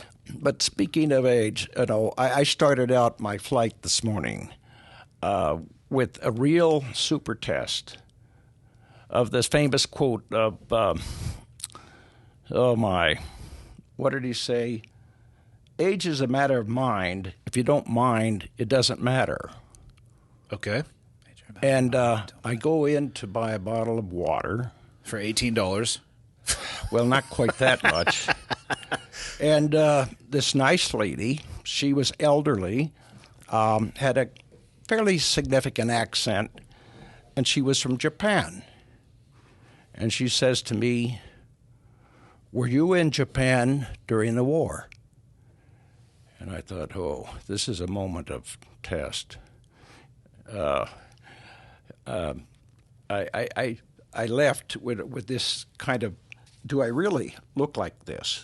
I mean, I know I'm going to have a see my surgeon, my dermatologist coming up, and I thought, well, maybe it should be plastic surgery. I don't know. Nah, let it go. Yeah, Just embrace who you are. but that was kind of a test for that quote. My. I like that quote. Yeah.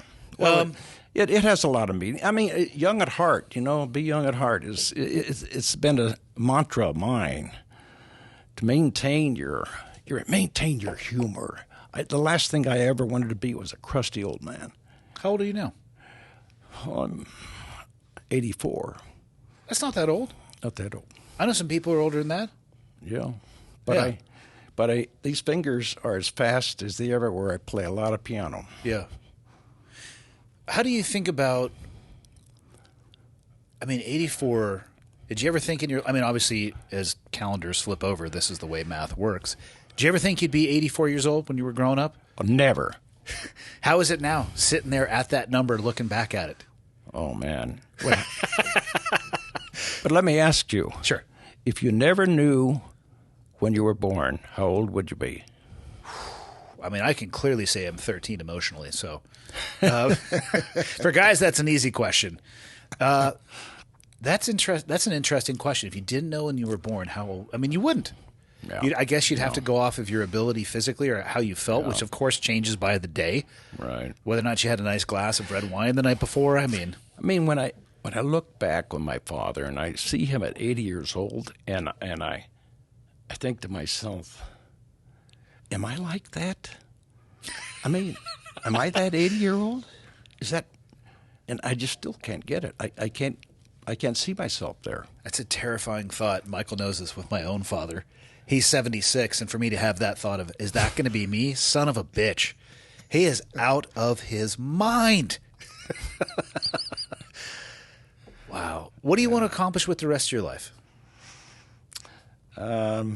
Well, I would, I'm really super interested in Chopin, Okay. and I never thought. We're talking music here, right? Yeah, talking music. I never really, I took lessons, but I did the classics. Football. It was football season. You forget. You can't do that. You can't learn classical music. But now I would like to. Huh. So in the past year, believe it or not, I memorized a Chopin nocturne in my head that I can play, which wow. I can't believe I can do it. It's impressive. That's impressive. And I've never done that. Well, other than obviously becoming a classical music maestro, what else you got planned? Do you enjoy travel? Oh, I enjoy travel. I do enjoy travel. Yeah, I do. And I suppose that eventually I'll probably finish the book of my memoirs. Mm-hmm. Were you ever married? Did you ever have kids? Yes. I have a daughter, and I have 3 great-grandchildren. That's got to be wild to hold your yeah. first great-grandchild. I don't think I'm looking forward to that at all. Oh, really? Just because of the idea of being... Oh, yeah. Yeah. Oh, yeah. The aging thing, I know. Oh. Yeah. We need a better term for that one that doesn't constantly remind you of your age. But I don't like them calling me Grandpa. What do you like them calling you? Opa. Opa? Okay. Yeah, I like Opa. All right. How often do you get to see him? At least once a year. See, the grandson will be in Duke University in law school. The other grandchild will be in Ohio State Law School. And I'm seeing a trend here. And then the third one is going to be graduating from the University of Missouri veterinary medicine. Okay. A little bit of a jump of the trend. So I feel blessed. I feel blessed as to have this kind of wonderful heritage. Yeah. You and I only met over at the coffee shop, walking over, and just listening to you talk and seeing you get emotional talking about the people that you've worked with. I don't know if this is true of all people who have worked in your field, but it seems like you care very deeply about the people that you worked with. How can you survive for as long as you have helping people deal with their trauma without some of that landing on your shoulders? you know, if there is a wonderful distraction from all that, I don't know how I could have endured this without coming home from the hospital with a load of all of this experience of listening to the sorrows and the sadness and the griefs and the perplexity and stress,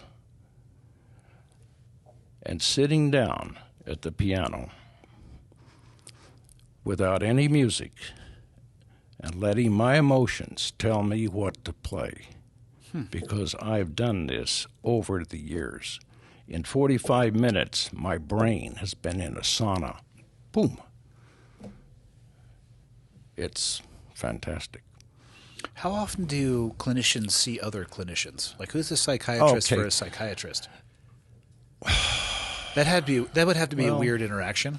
Do you both get a notebook? Well, I was on the couch for a year and a half in my residency years with a psychoanalyst 4 days a week. Do you ever throw that shit back at him or her? Do you guys analyze each other? That's what I'm saying. Like, do you both get a notebook? Do you both get to ask questions? I see what you're saying.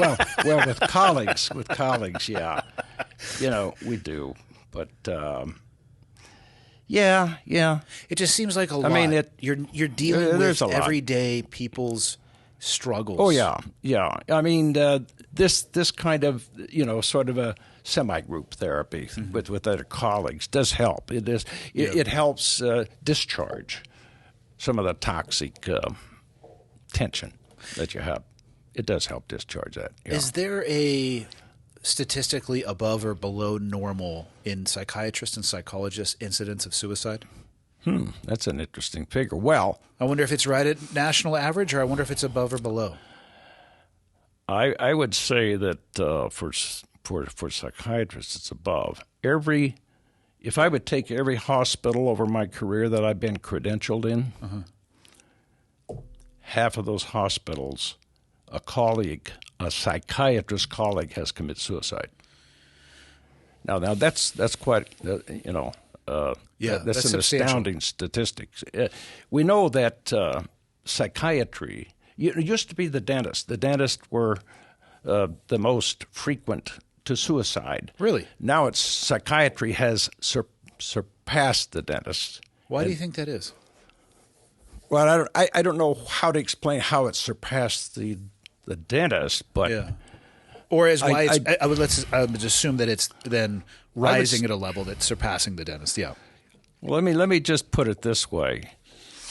When I was in a teaching position with the university, and I would have these medical students come and do rounds with me, the one thing I was really concerned about, if you want to go into psychiatry, show me your humor. Show me your humor. If you don't have good humor, stay away from this thing as far as you can. Will it just break you? Well, you've got to have balance. The psyche has to have balance. That makes sense. So I think it's the front loading of those that have gone in to this field. Let me tell you, whether it's psychology or psychiatry, people are attracted to this because, many of them have a lot of hang-ups and a lot of psychological problems of their own, and they figured that, hey, wouldn't it be nice if I can intellectualize my dilemma, my problems, my own conflicts, and then I can teach others? Doesn't work that way. How are you going to be objective to yourself? Tough. And so you've got this pervasive kind of existence of some screwed up thoughts and screwed up emotions and hang-ups and whatever that have never been dealt with because, a lot of I don't say they're all like this, but there are quite a few people that just, they pursue this field, but they wouldn't want to subject themselves to become a patient necessarily. Now, not all of them, but That's a pretty unequal power balance, though. well, that's all right. But, I found it was wonderful for me to experience being a patient and to be able to identify with the things the patient goes through. Yeah. And it gives me, and besides, being able to kind of figure out, the human dynamics of cause and effect, feelings and thoughts and emotions and so forth. The psychoanalysis, you're not going to take and remove the bricks that are there, but you could rearrange them a little bit. Mm-hmm. How many patients do you think you've seen over the course of your career? Oh, gosh. Thousands, I guess. Is there anyone who sticks out as the craziest amongst the bunch? Oh, my. There's got to be like a top 5 that you. Well, I have to imagine clinicians sit around at some point over a cocktail. I mean, the schizophrenic that came in and,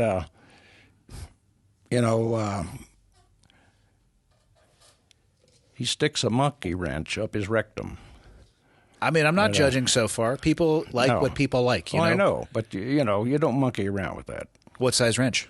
We're talking 1/16th? Oh, it's pretty small, I guess. Okay. But I had to disimpact him. What? Digitally disimpact. Okay, so that part of the story really sucks for you. It does. Yeah. Kind of does, yeah. My sister worked in the ER. Let me just tell you, I was shocked to find out the number of people who come there for, what is the term that she used? Well, first off, most of them claim that it was an accident, that something was lodged in their nether reason, like a light bulb, or could be. I'm like, what the fuck?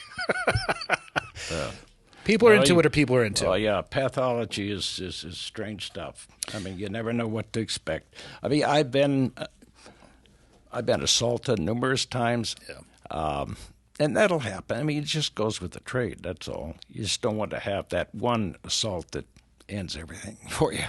For sure. Is there ever a meeting of psychiatrists and psychologists where they just have a cocktail and they just like, you're never going to believe this? Oh, yeah. I had a patient, multiple personality, and he was doing well on medications. I discharged him, and he goes out to the parking lot to start his car. All of a sudden, he regressed back to 11 years old. His personality at 11 years old. He can't start the car. He's never driven. The 11-year-old hasn't. Or if he goes on a field trip and he has pizza, which he knows he can't, in his normal ego state, his main personality, he can't digest that well, and he gets sick. So I've only ever seen the multiple personalities presented in the movies, which I find to be a horribly inaccurate representation of everything that occurs in the movies. Are these people who are legitimately, I don't want to use Jekyll and Hyde, but it's probably the best metaphor that people would understand. On a dime, they can flip and just truly become somebody else? Yes. We call it changing or transitioning to another ego state. Now, if you delve into the history of a real multiple personality, you will find the most horrific, awful, tragic trauma and things that have happened to that individual. And that's why they develop the different personalities to shield themselves? As a child, this make-believe figure becomes their rescuer, and then it becomes another entity of them. A true multiple personality have time breaks. They have loss of hours. Let's say how long they're in personality X. Well, they don't have awareness of that. They made that transition. So part of the therapy is to try to unify and try to bring these different entities into one person. For those people who legit... So I had a case like that. I took it all the way to the World Congress in Vienna in 1984. So for somebody who is legitimately like that, if you image their brain, does the brain look this? Like, is there any way to tell by an image of a brain that somebody has that level of bifurcation is not the word, but That kind separation. of fragmentation. Yeah. That I can't answer that. Okay. Because I'm not I'd just be curious. aware. I'm not aware of that. I'm not aware of that kind of imaging research. So I just don't know. I can't address that. What do you one thing I thought a lot about, what I'm about to say is not reflective of myself. I thought a lot about suicide from the perspective of not considering whether or not to kill myself, but considering the mentality that my friends must have been in, or the environment that they must have been in to arrive at that decision. And sometimes they leave things behind, a written kind of record of that headspace to whatever degree they can objectively describe it. Sometimes they don't, which is, I honestly don't know which one is better, to be honest with you, because when they don't, it's, I guess, easier to tolerate than when they write out how lost and hopeless they, to be able to read and see the pain and suffering and anguish and oftentimes isolation. Both are very difficult to deal with. COVID was an interesting experiment in isolation of human beings and what happens when we remove ourselves from loved ones or a tribe or whatever you would want to describe it. And I oftentimes get emails from people asking essentially, or saying essentially, sometimes I guess there's not even a question, but they feel lost. They feel like they are the only person dealing with fill-in-the-blank problem that they are dealing with, the only person that's ever felt this isolated, the only person that's ever been this sad. Just what do you say to somebody in that initial encounter? Or what can anybody say if they have somebody like that in their life that they are worried about? And again, there's no push button thing that you can do to solve all problems, but where would you start people if they encounter somebody who is in that place, who feels alone, who feels isolated, or even themselves, they're struggling with feeling like they're the only one dealing with problems in their life? Where do you start people on that path? Well, if it's one-to-one and I'm with them, I try to appreciate some of their stress, their emotional stress. And I don't think I could do this virtual at all. There's too much that's absent in the connection you need with that person. You have to win that person over with trust, and you somehow have to impart hope. You have to somehow get that person to a point where you can offer them some hope. When you absolutely have no more hope, and then the tunnel, you know what the tunnel is. Yeah, I think the irrational starts looking very rational when you're in the tunnel. Totally. Yeah. They give away their clubs, their golf clubs. They give away this. They start detaching even more. Yeah, I've seen it. That's right. Yeah. Yeah, I worry less about the people who ask for help. I worry far more about the people who are very quietly distancing themselves. And that's through the lens of my own experience with my own friends. No, you're very correct. Man. Very correct, yeah. Dr. Snodgrass, where can people find your book? We've been at it for a couple hours. You said an early morning. I'm going to get you out of here. Amazon has the book now. Okay. For order. It will be out next month, but it's on pre-order with Amazon right now. For somebody who picks it up, what would you be hoping to achieve? What do you want them to get out of it? Or what would you hope that they could get out of it? That they could understand the human condition as it relates to suffering and stress, that these individuals to get appreciation, to have appreciation for people that join the military with this intent to try to fulfill some honorable purpose,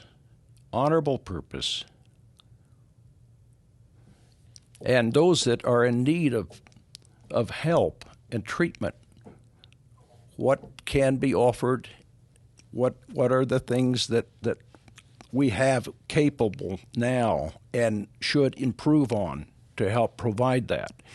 How can we then prevent? See, preventative psychiatry, yeah, I don't think we do near enough with preventative psychiatry. I think if we, have been able to achieve anything from that book, we have grown, we have achieved an awareness into the moral issues of what we should do to try to protect our youth and be aware of maturation and not just the fact that this young body of this person is vigorous and has, sheer enthusiasm to go off to war and conquer. But what are you doing? Is it worth the cost? Is society at a point where they can say this is not worth the cost of destroying these innocent young people's lives? Is there a better way? I mean, technology is in constant change. It's in constant change, and it will continue to be in constant change. I think we need to rethink who we send off to combat and who we allow to join the military. I think it's time to address those issues. I would agree. For people who want to reach out to you, do you play at all on social media? Do you do email? What do you? I do have an email. All right. But social media, Facebook. I do have a Facebook account. Just straight up your name, Lanny Snodgrass. Lanny Snodgrass. But okay. I would say that what I have is a spatial account for people that would like to address a question or something or have a comment. So there's a spatial account on Facebook for that. Okay. What would you like to close out with? What do you want to leave the listeners and viewers with?